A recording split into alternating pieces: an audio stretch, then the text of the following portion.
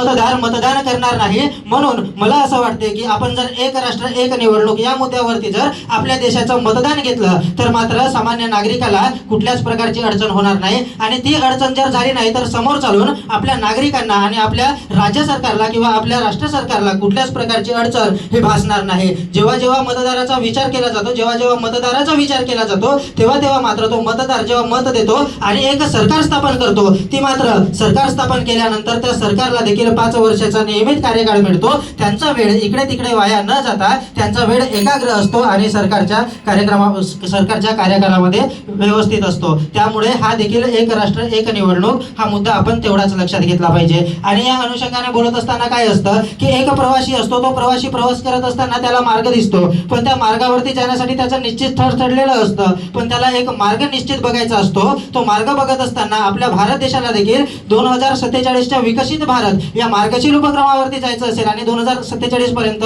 विकसित भारत जर आपल्याला घडवायचा